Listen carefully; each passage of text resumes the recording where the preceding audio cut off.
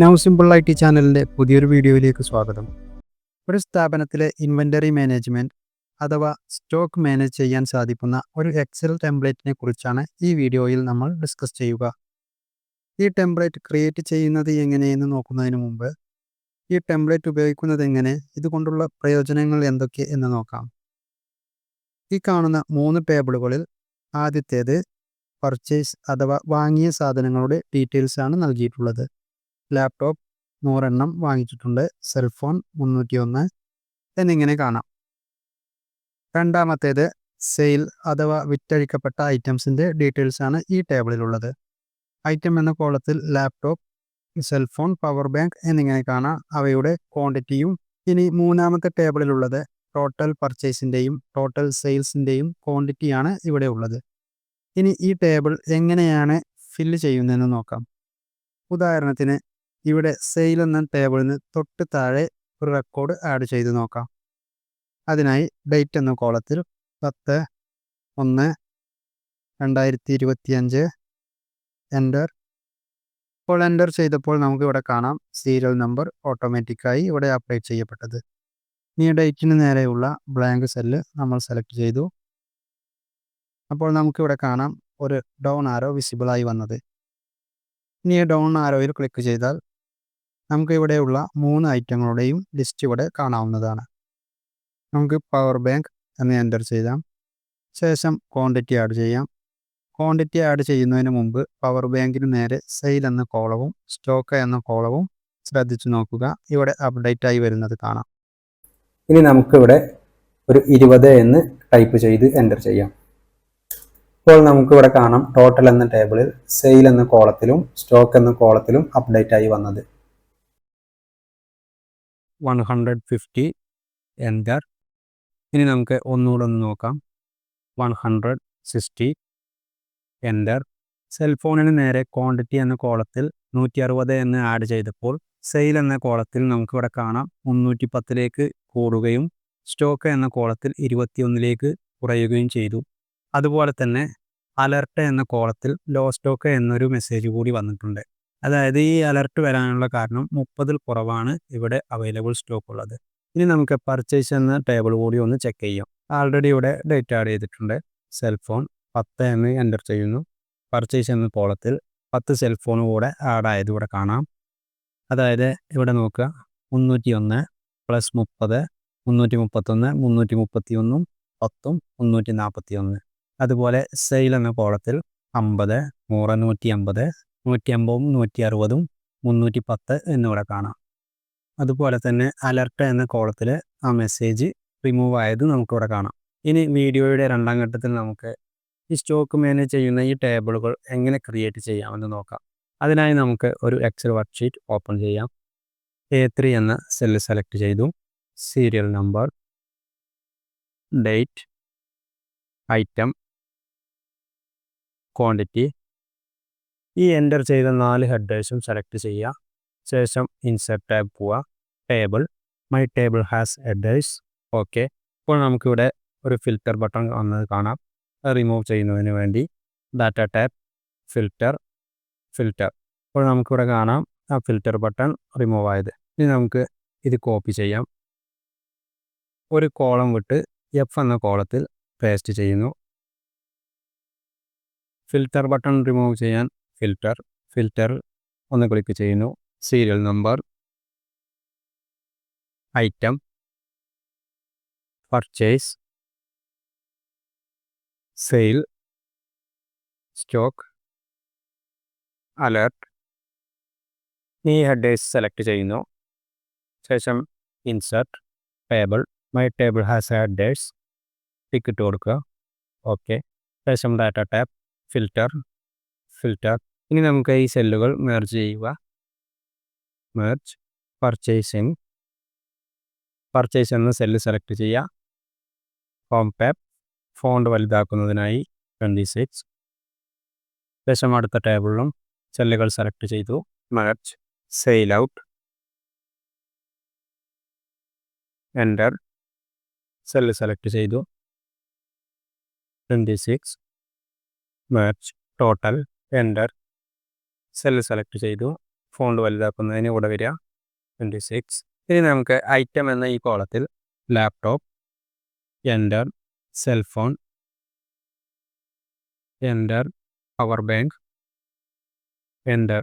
ഇനി നമുക്ക് serial number automatic update ചെയ്യുന്നതിന് വേണ്ടി ഒരു ഫോർമുല എഴുതാം. Equal row function bracket open bracket close minus raw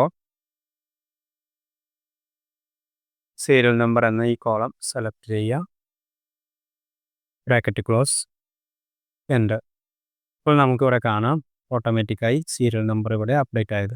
ഇനി നമുക്ക് നേരെ പർച്ചേസ് എന്ന ടേബിളിൽ വരാം. കോളങ്ങളുടെ വിഡ്ത്ത് ഒന്ന് അഡ്ജസ്റ്റ് ചെയ്യാം.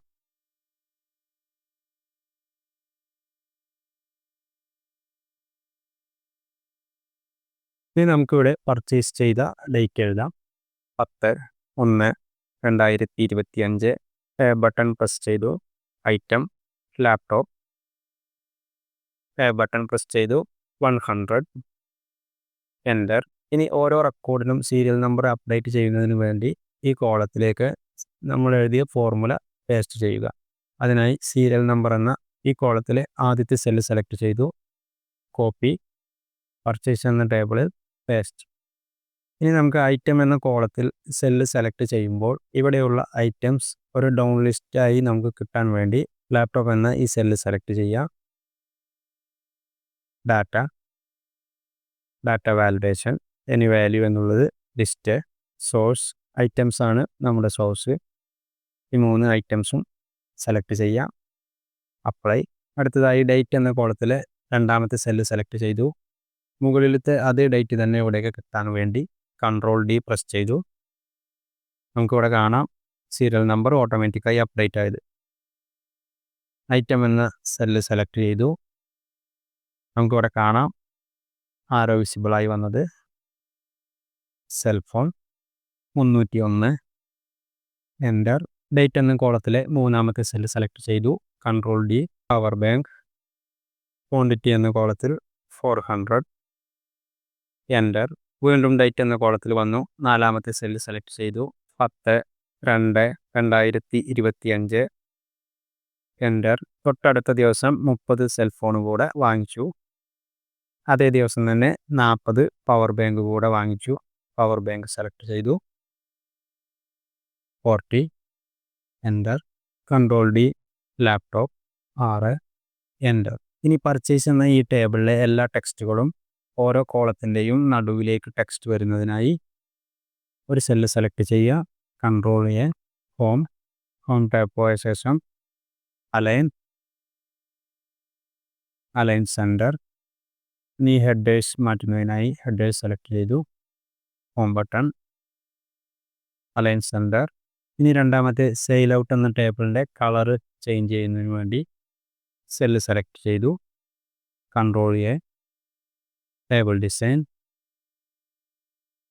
മൂന്നാമത്തെ ടോട്ടൽ എന്ന ടേബിളിൻ്റെ കളർ ചേഞ്ച് ആക്കുന്നതിന് വേണ്ടി ഒരു സെല്ല് സെലക്ട് ചെയ്യുക. Ctrl+A. Table design. ഏത് കളറാണോ വേണ്ടത് അത് ഇവിടെ നിന്നും സെലക്ട് ചെയ്യാവുന്നതാണ്. ഇനി ആദ്യം പർച്ചേസ് ചെയ്ത ദിവസം തന്നെ സെയിൽ ആയതുകൊണ്ട് ഞാനിവിടെ നിന്നും ഡേറ്റ് കോപ്പി ചെയ്യാണ്. Copy, paste. ഈ ടേബിളിലേക്ക് സീരിയൽ നമ്പർ ഓട്ടോമാറ്റിക് അപ്ഡേറ്റ് ചെയ്യുന്നതിന് വേണ്ടി നമ്മൾ ചെയ്ത ഫോർമുല കോപ്പി എടുക്കുക, ഇവിടെ പേസ്റ്റ് ചെയ്യാം. ഇനി ഐറ്റം എന്ന കോളത്തിൽ നമുക്ക് ഐറ്റംസ് ആഡ് ചെയ്യാം. അതിനു മുമ്പായി നമുക്കൊരു ഡ്രോപ്പ് ഡൗൺ ലിസ്റ്റ് തയ്യാറാക്കണം. അതിനായി ഐറ്റം എന്ന സെല്ല് സെലക്ട് ചെയ്തു. ഡാറ്റ വാലിഡേഷൻ, എനി വാല്യൂ എന്ന് ചേഞ്ച് ആക്കി ലിസ്റ്റ് എന്നാക്കി. ഐറ്റം എന്ന കോളത്തിലെ ഈ 3 ഐറ്റംസും സെലക്ട് ചെയ്തു. അപ്ലൈ.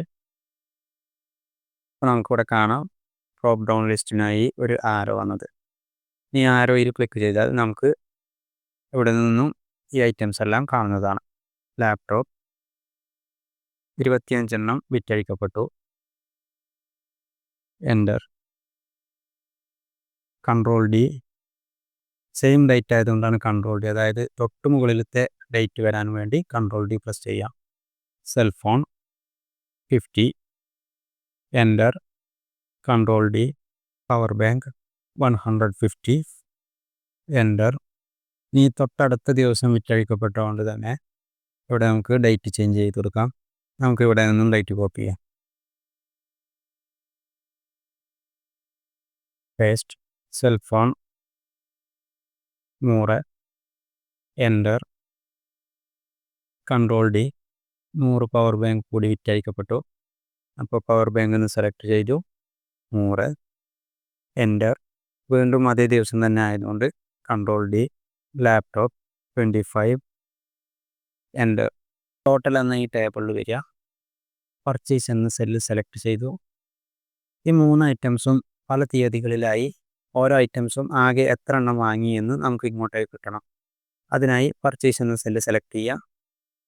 ഫോർമുല ബാറിൽ വരിക, ഈക്വൽ സം ഇഫ് ഫംഗ്ഷൻ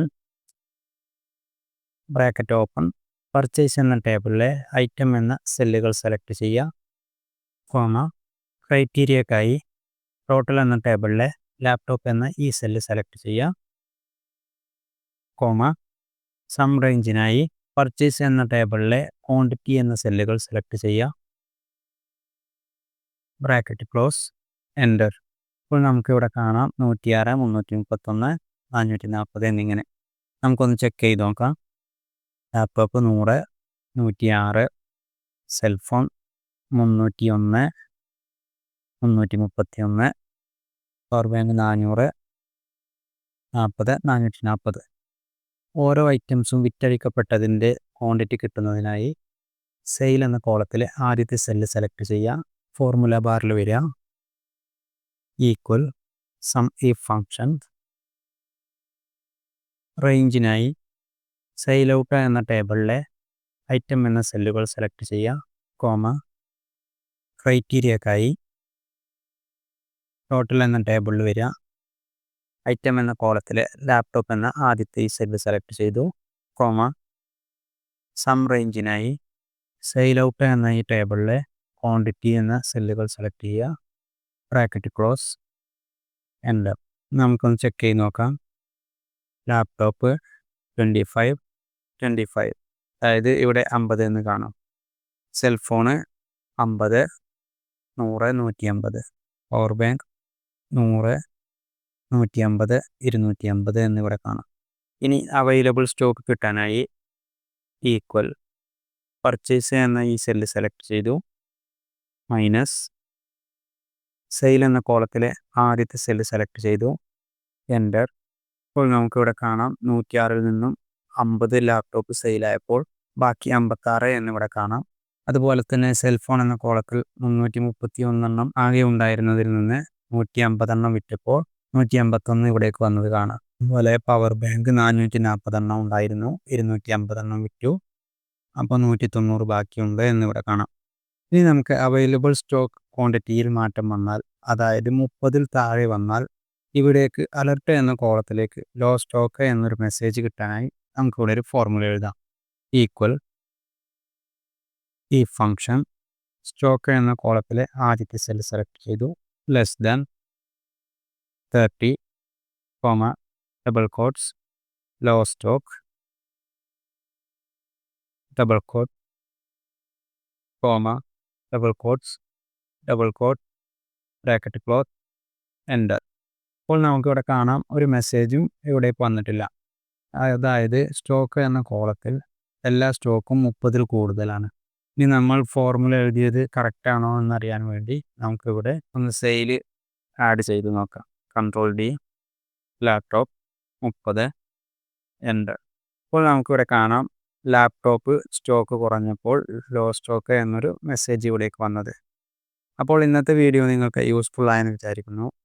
ഇന്നത്തെ വീഡിയോ നിങ്ങൾക്ക് യൂസ്ഫുൾ ആയെങ്കിൽ, വീഡിയോ ഇഷ്ടമായെങ്കിൽ വീഡിയോക്ക് ലൈക്ക് ചെയ്യുക, ചാനൽ സബ്സ്ക്രൈബ് ചെയ്യുക. നിങ്ങളുടെ അഭിപ്രായങ്ങളും നിർദ്ദേശങ്ങളും താഴെ കമൻറ്റായി രേഖപ്പെടുത്തുക.